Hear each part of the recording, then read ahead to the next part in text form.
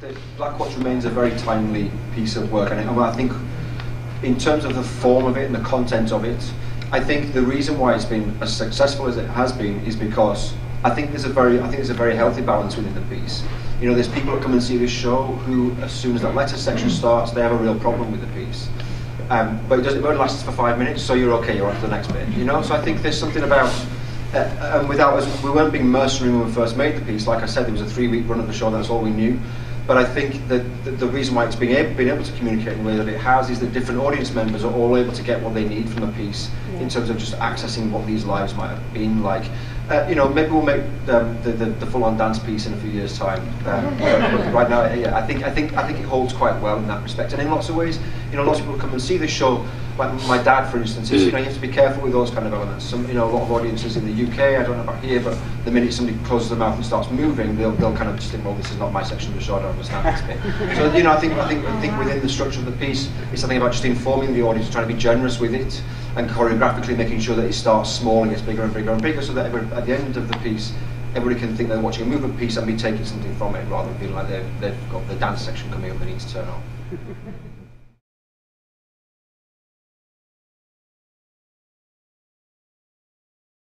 No, to be serious, the first cast of Black Watch, they were kind of a scrawny section of boys, weren't they? They were proper scrawny.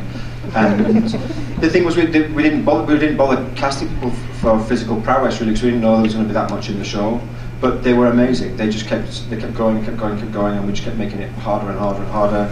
I think we're a lot more conscious of the piece now. I think there was sort of, yeah, the second time we were here, there was a massive conversation about how many shows a week they could do. We're much more diligent about warm-ups, and we always were diligent about them warming up. Yeah, there was understudies. It's a much, as soon as we knew what the piece was, then you just start to apply logic to how you make this piece run as long as it does. There's lots of wear and tear. You know, there's kind of actors that have been in Black Watch that we visit regularly in hospital. They still have to be part of the show. But and I mean, you know, it's also their attitude. These 11 actors that we've got with us at St Anne's Warehouse are just incredible, and they hate it. I mean, they've been a couple of times where they've just been injured and not been able to go on, and they hate it when they don't go on. And I've never seen such commitment. And actually, I've not seen the show for I saw it last night, but before then I've not seen it for a while, and Stephen hasn't either because he's been touring around Britain and I've been over here. But you know, they gave a performance today of, you know, which was incredible, wasn't it? It really, really was. And that, you know, the fact that they still have got that energy and focus, that's what makes them able to do it. They're amazing.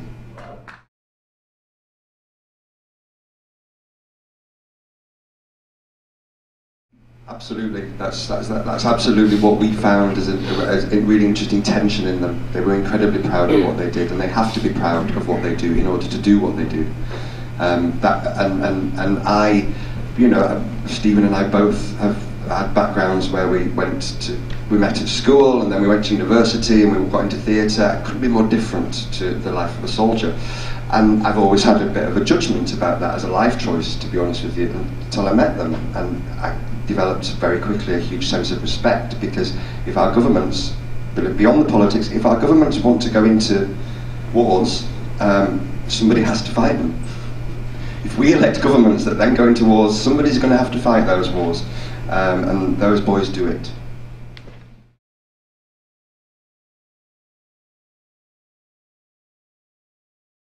There aren't any women in the Black Watch, but but we did think about having a female soldier as a character, but we were worried that it would just end up being about some kind of sexual. Do you know what I mean? That she would be token. I mean, it's the same. The same question could be applied to Iraqi characters as well, in a way. And we talked a lot about it, and we thought, no, this is the story we're telling, and we're not saying that those stories aren't there to be told. They absolutely are. And you know, we've had a lot of contact with the mothers and the girlfriends and the sisters. You can spot them a mile off, actually, when they're in the audience.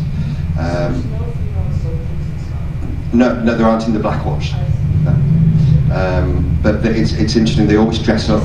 All the girlfriends, the wives, the sisters, they're so dressed up when they come and see it. It's incredible, actually.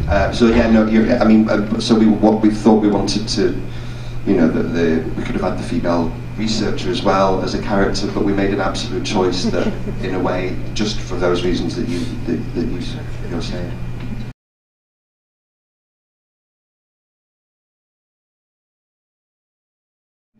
I think within that sequence you get a sense of the Blackwatch. There were no scruples about landing in anybody's country and fighting on behalf of somebody else. So there's people that have huge issues with them. They were ferocious, they were brilliant, but it meant they've garnered a lot of enemies. I mean, to be honest as well, you know, I think we were never kind of it wasn't rose-tinted glasses for us about any of this.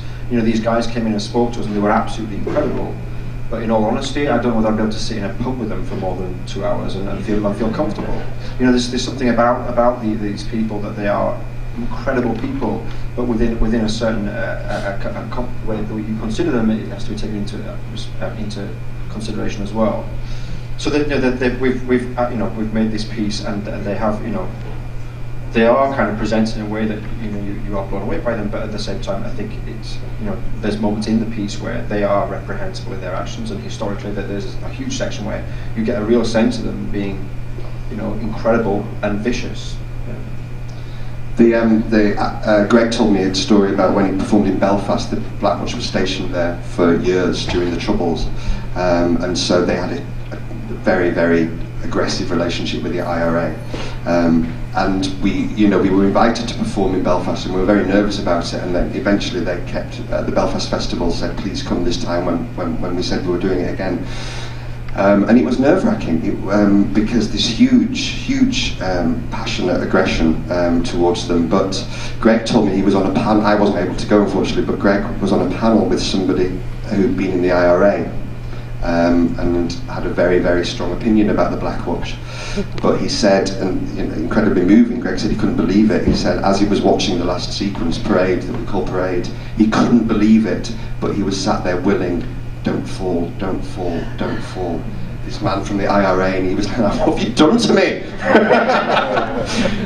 So, I mean, that, you know, that it's about human beings, isn't it?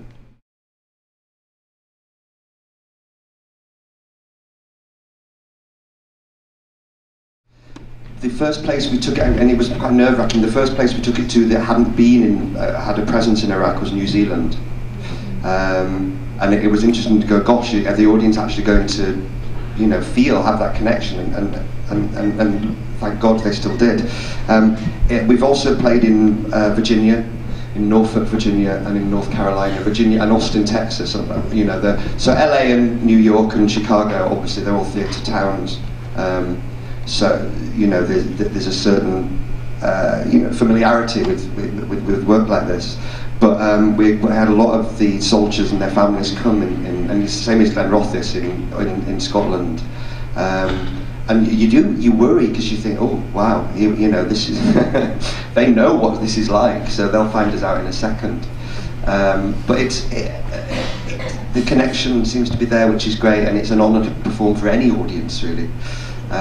When we first came here, and Susan alluded to this, it was interesting because it felt like the American audience could see the story clearer because it was told through Scottish soldiers, interestingly, as opposed to through American soldiers, which I know there've been some films about Iraq that had come out which hadn't kind of, until The Hurt Locker really, which was the big one that kind of went, which I thought was amazing.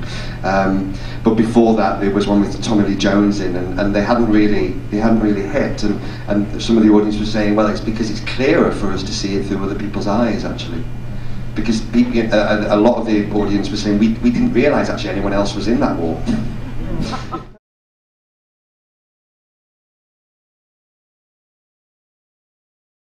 The NTS have been incredible, actually, in terms of producing this piece, and as much as possible, the performers get what is kind of almost a standardised space. This space is a little bit longer than where they were before, and I like it because it makes them work harder. They have to run faster to hit the same points. So the interesting thing is, you know, like I know I said at the beginning that they said it would never be able to tour, and then it's this incredible thing about not just the producers at NTS, but also venues have been very inventive about how they look at programming work. So there's certain theatres in the UK and abroad where a venue has actually gone out off site and found a place that they want to bring Blackwash to, and then we just turned up and they put a whole theatre rig in the space. So the demand on the show has led some very inventive uses of spaces. But it was a bit of a surprise to all of us that suddenly this set was able to. I mean, there's some spaces it's just tighter than others or it's wider than others, but for most kind of spaces, there's a kind of general. I mean, certain things were really key. Certainly from John's point of view, was that the audience should see each other. So there's certain things are absolutely fundamental.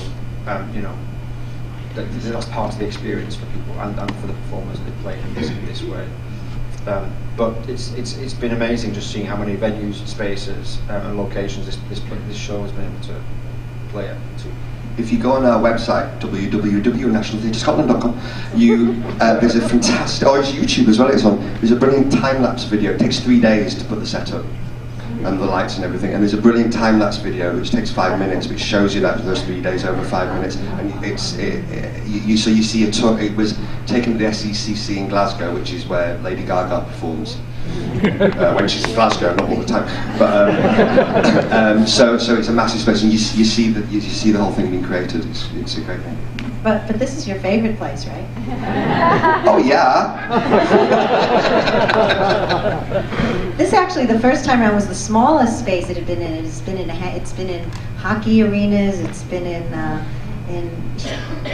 big theaters. And one of the big things after we did it the first time, when we did it for 3 weeks, there was so much interest in the piece. We brought it right back. But before we decided to bring it back, there was tremendous interest, and actually it should have run commercially, but there was no theater, there was no other space besides St. Anne's where anyone could figure out how to stage it. And so it's the irony of doing the show in a way is that it would be a lot easier to manage. It would be a lot easier for me and Stephen and Susan and the actors if we could just sit somewhere and run, whether that be in London or New York or wherever. But it would have to be in a conventional theatre, and I don't think it would run, because I don't think if you had, unless you had this relationship with. So we've kind of been hoist by our own petard in a way, but hey, we'll just keep touring it. If we've got lovely people like Susan to have us. I know, right?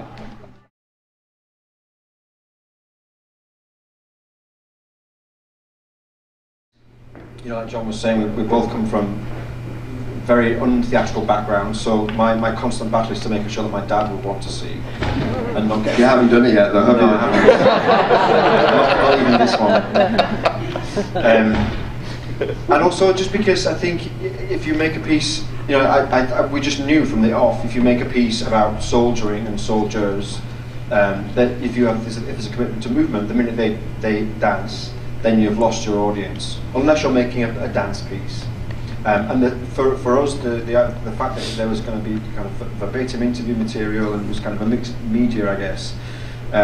I took the responsibility of making sure that audiences really felt like they were gently guided through the piece, and and we talked about where Bluey's sits in the show. We spent hours talking about where should it sit and how much of the audience seeing before that point. Can we let them have that there? And just little things like the militarization, like the pub gets more and more military as the show goes on, until in the end they're actually in military gear in a pub and they're forming kind of formations and regimental moments. So in some ways it's not actually rocket science, but it is a consideration to take on board with a piece, to allow an audience that might not have gone to see a dance piece normally feel like they're being helped, I guess, and just helped along the way and not frightened off.